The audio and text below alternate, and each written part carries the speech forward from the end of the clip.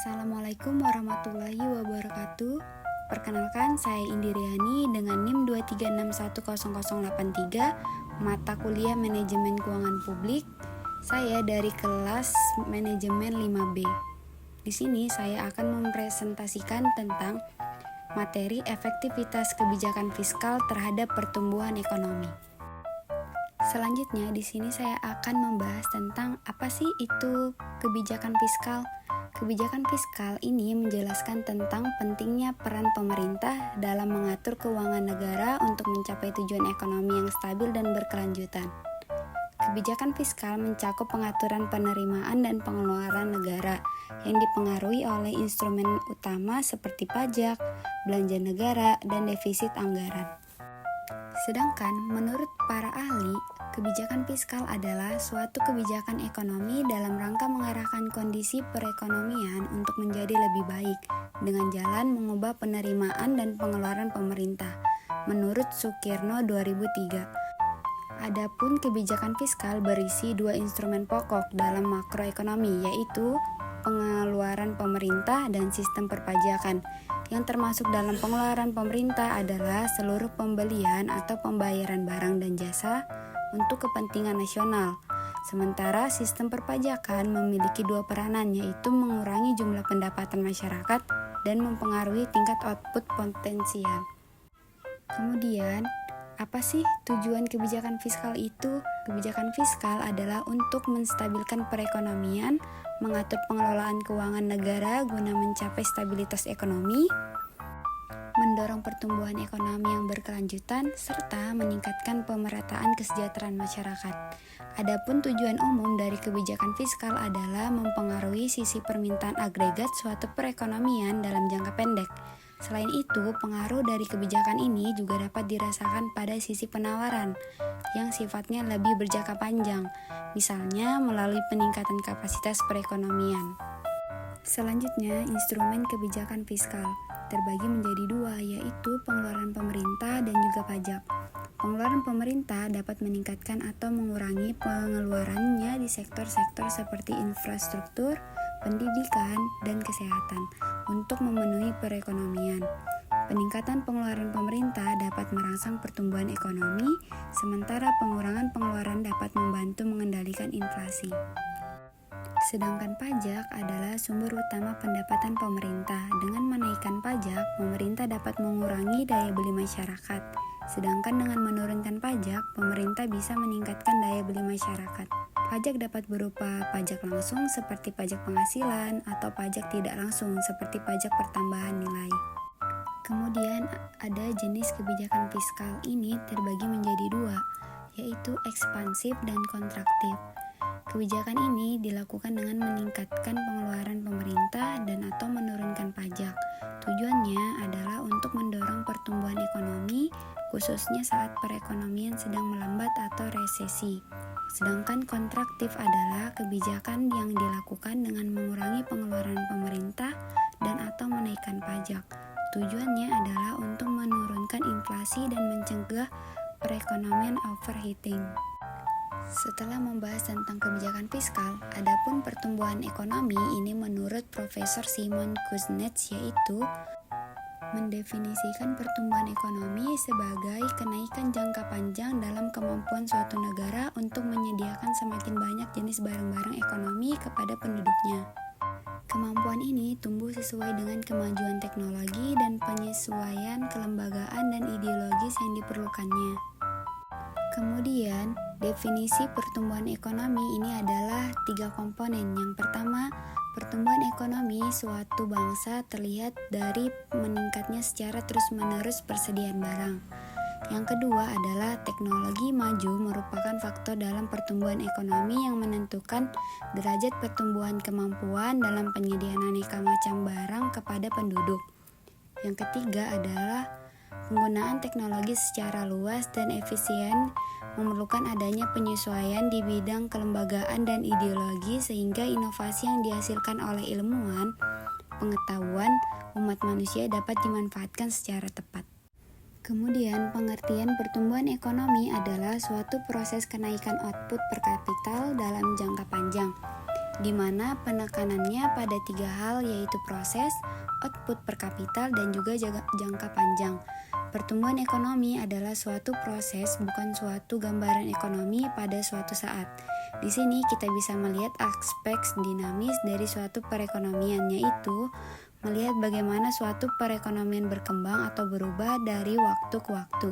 Tekanannya pada perubahan atau perkembangan itu sendiri. Adapun pengertian pertumbuhan ekonomi menurut Mankiw yaitu dari segi peningkatan produksi barang dan jasa. Pertumbuhan ekonomi PDB suatu negara, khususnya bagi negara berkembang seperti Indonesia, sangat bergantung pada peningkatan permintaan agregat yang mencakup konsumsi, investasi, ekspor-impor, dan pengeluaran pemerintah. Efektivitas peran pemerintah dalam mendorong pendapat nasional dapat diukur dengan membandingkan serta memantau tren rasio belanja negara terhadap total pendapatan nasional. Sedangkan pandangan Keynesian menegaskan bahwa kebijakan fiskal adalah instrumen utama bagi pemerintah untuk melakukan intervensi ekonomi. Tujuannya adalah untuk mengendalikan fluktuasi, menjaga stabilitas, dan mendorong pertumbuhan melalui pengelolaan anggaran belanja, langsung dan tidak langsung yang disusun berdasarkan kebutuhan spesifik. Selanjutnya, sejauh mana sih pengaruh belanja negara terhadap PDB? Belanja negara adalah motor penggerak produk domestik bruto, yaitu yang pertama melalui efek pengganda, yaitu multiplier effect. Belanja negara, terutama pada sektor infrastruktur, memiliki efek penggandaan yang besar. Sedangkan kualitas belanja itu adalah investasi fisik yang memiliki pengaruh yang lebih permanen terhadap PDB dibandingkan belanja rutin atau gaji pegawai. Kalau countercyclical, yaitu saat ekonomi lesu seperti saat pandemi, belanja negara menjadi penyelamat utama melalui program pemulihan ekonomi nasional untuk menjaga agar PDB tidak terkontraksi terlalu dalam. Selanjutnya, bagaimana sih peran pajak penerimaan dalam menstimulasi ekonomi? Pajak bukanlah hanya alat untuk pendapatan negara, tetapi juga instrumen kebijakan untuk mengarahkan ekonomi. Yang pertama itu insentif fiskal. Pemerintah memberikan fasilitas seperti tax holiday atau tax allowance untuk sektor strategis seperti nikel atau industri manufaktur.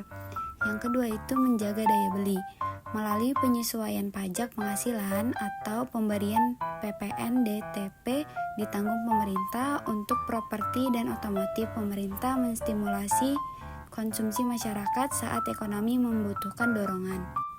Dan juga ada pajak progresif, yang artinya berperan dalam redistribusi kekayaan. Pendapatan dari pajak orang kaya digunakan untuk membiayai subsidi energi dan bantuan sosial bagi masyarakat kelompok bawah, sehingga konsumsi agregat tetap terjaga. Kemudian, apa sih tantangan utama dalam implementasi kebijakan fiskal di Indonesia? Yang pertama itu adalah kualitas penyerapan anggaran. Sering terjadi penumpukan serapan anggaran di akhir tahun. Hal ini membuat stimulasi ekonomi tidak tersebar merata sepanjang tahun, sehingga dampaknya terhadap PDB kurang optimal.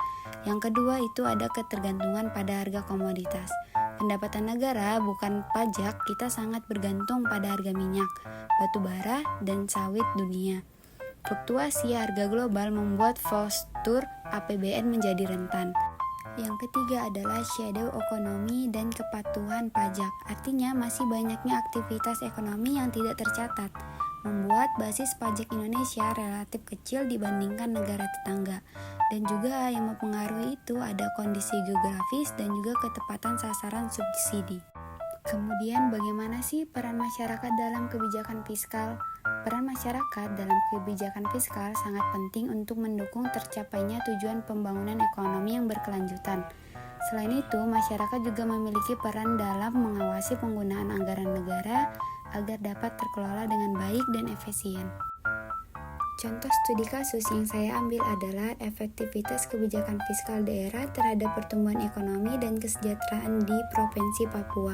Provinsi Papua memiliki karakteristik ekonomi yang unik, dengan kekayaan sumber daya alam yang melimpah dan kucuran dana otonomi khusus yang besar.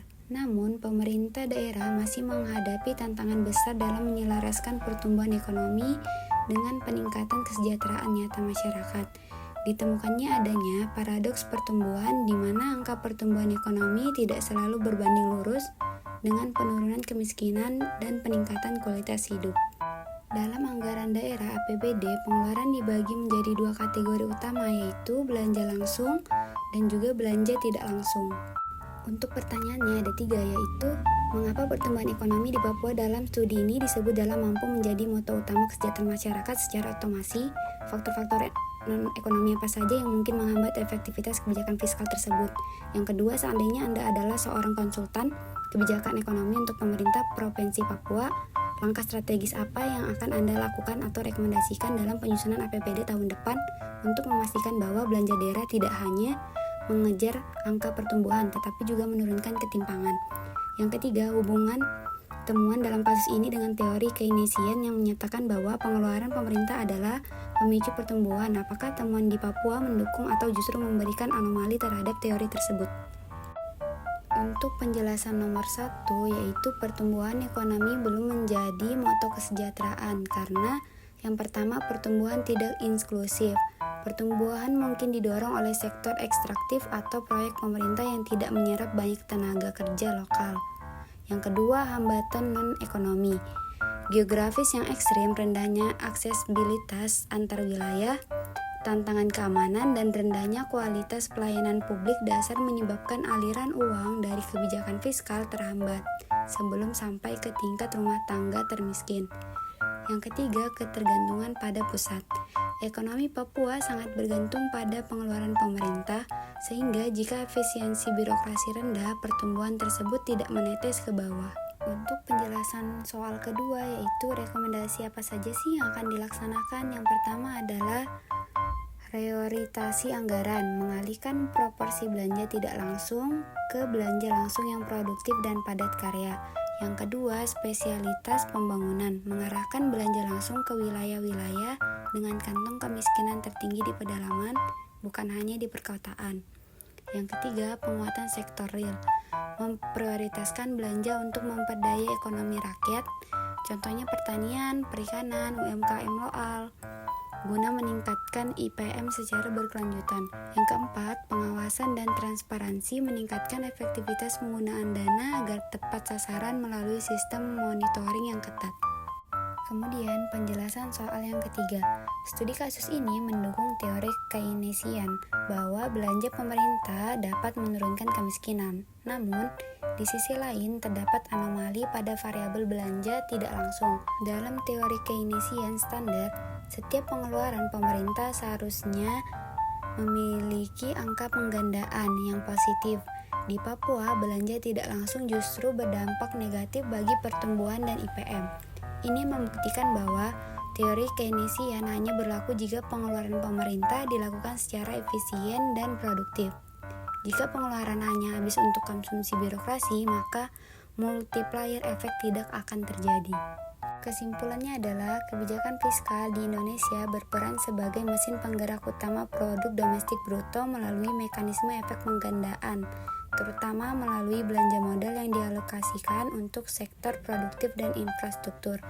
Pajak tidak hanya berfungsi sebagai sumber pendapatan negara, tetapi juga sebagai instrumen stimulus yang mampu menarik investasi dan menjaga daya beli masyarakat melalui redistribusi pendapatan yang tepat sasaran.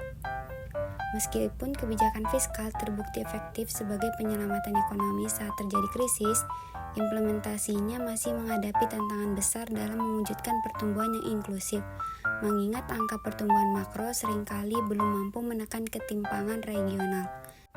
Adapun sumber teori yang saya gunakan itu melalui jurnal terdiri dari berikut. Demikian itu saja yang dapat saya sampaikan. Bila ada kesalahan kata mohon dimaafkan. Assalamualaikum warahmatullahi wabarakatuh. Terima kasih.